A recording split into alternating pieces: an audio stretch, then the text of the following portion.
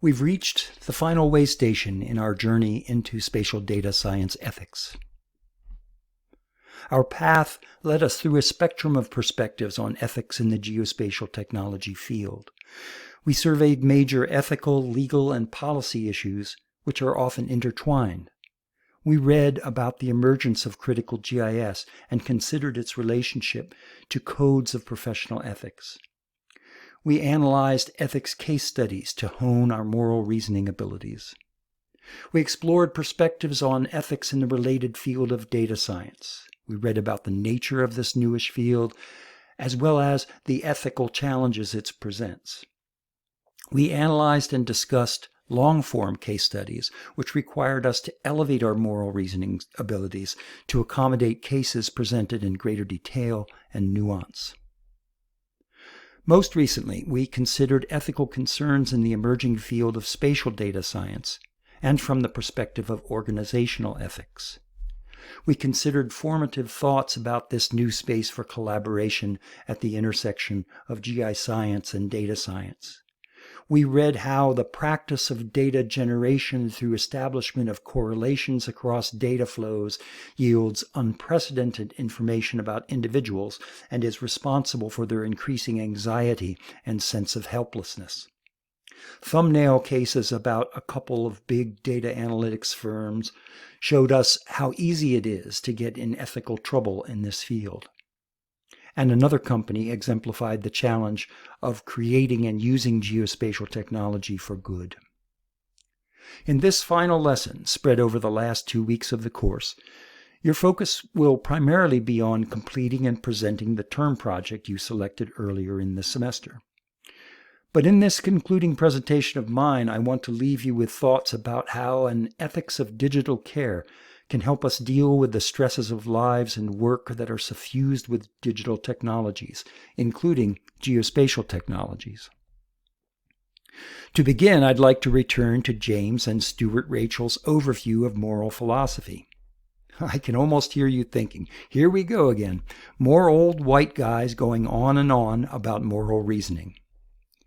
Fair enough, but as the Rachels point out in Chapter 6, most moral philosophers have been men.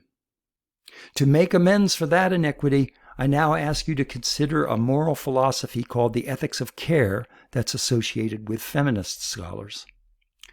The Rachels observe that the idea that women and men think differently has traditionally been used to insult or belittle women. However, they add, these days, most feminists believe that women do think differently than men, but they also believe that women's ways are not inferior. On the contrary, they write, female ways of thinking yield insights that have been missing in male-dominated areas. Thus, they continue, by attending to the distinctive approach of women, we can make progress in subjects that seem stalled. Ethics is said to be a leading candidate for this treatment. Unquote. As ethicists are wont to do, the Rachels use cases to make their points. One case is Heinz's dilemma. Heinz can't afford a medication that is his dying wife's only hope, so he considers stealing the drug. Should he? A couple of 11-year-olds, Jake and Amy, respond to the dilemma in revealingly different ways. Jake, thinking like a male, as the Rachels infer, sees only a conflict between life and property that can be resolved by a logical deduction, namely, to steal the medication. In contrast, Amy responds to the personal aspects of the situation, as females typically do.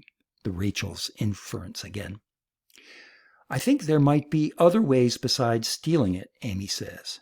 They should really just talk it out and find some other way to make the money.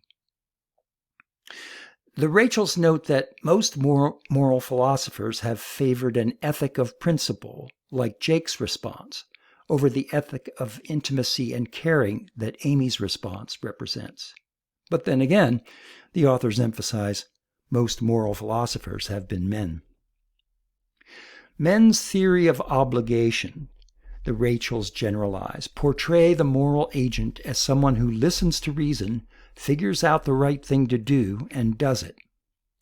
Sounds a bit like Michael Davis's 7-step guide to ethical decision-making, doesn't it? In contrast, feminist thinkers like Virginia Held argued that caring, empathy, feeling with others, being sensitive to each other's feelings, all may be better guides to what morality requires in actual contexts than may abstract rules of reason or rational calculation, or at least they may be necessary components of an adequate morality. We'll return to the notion of an adequate or minimum conception of morality a little later. At this point, however, after the preceding theoretical background, let's turn to the book Slow Computing by Rob Kitchin and Alistair Fraser, two human geographers at the National University of Ireland at Maynooth.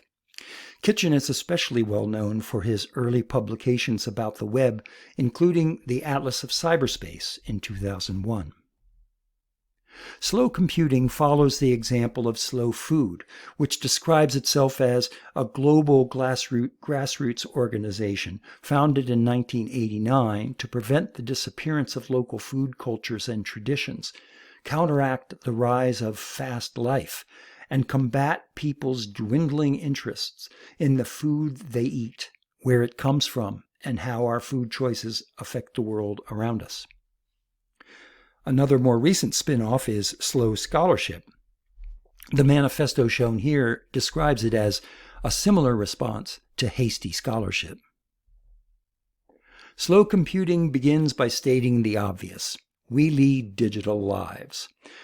Among other troubling statistics, Kitchin and Fraser point out that over 80% of people own a smartphone, with the average person checking it about 50 times a day. Is this just the way things are now, they ask? Should it be like this?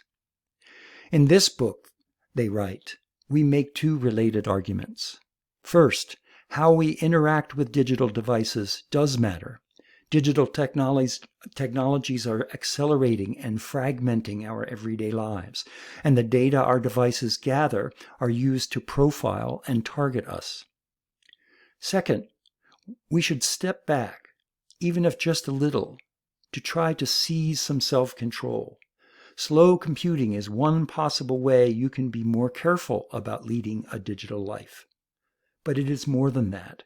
Slow computing is also about seeking and making changes to how our digital society and economy operate and are organized.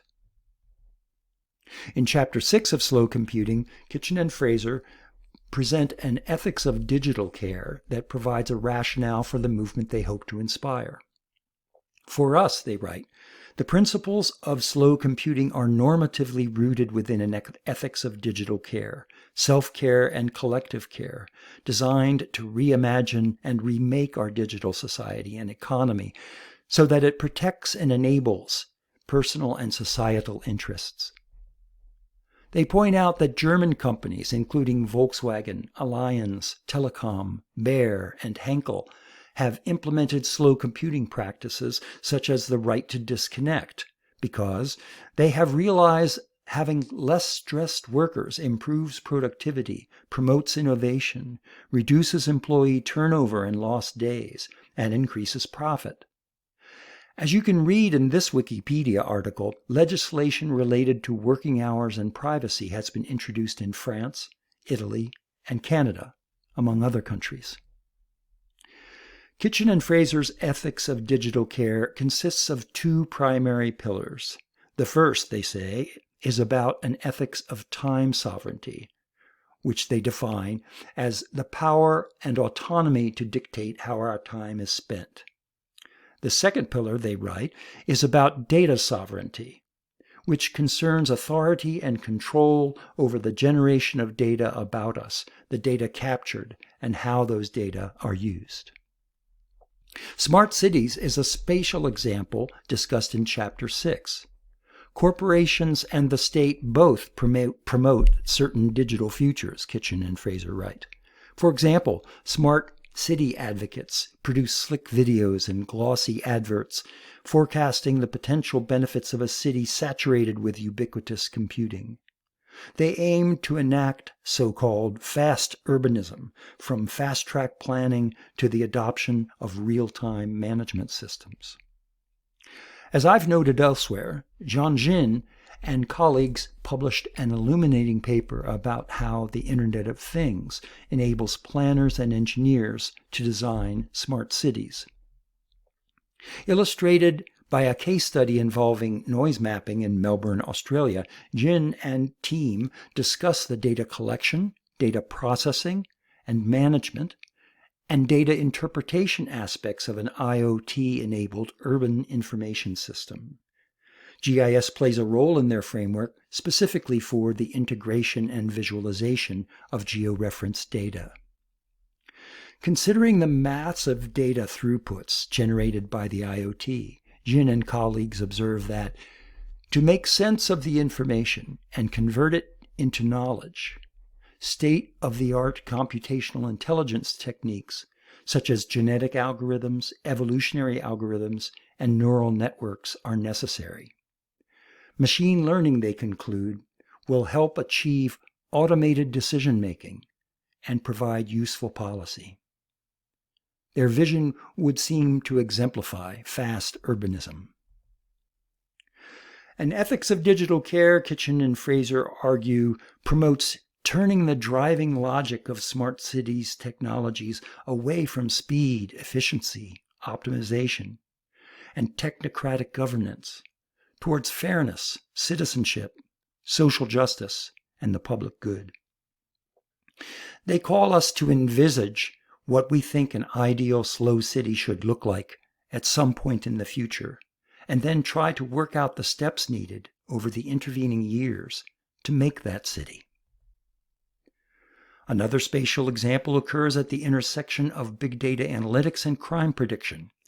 Predictive policing systems in the United States have been critiqued for practicing racial profiling and perpetuating institutional racism, Kitchen and Fraser write.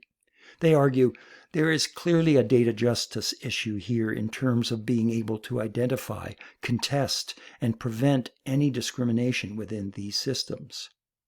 This leads the authors to conclude that there is an urgent need, in our view, for public debate about the ethics of machine learning, artificial intelligence, and data usage. The best surrogate measure I've found of public debate at this moment may be a 2020 article by Leila Auchi and colleagues in the journal AI and Society. They used the LexisUni database to uncover articles in newspapers, magazines, and web blogs from 2013 to 2019 that dealt with artificial intelligence and ethics.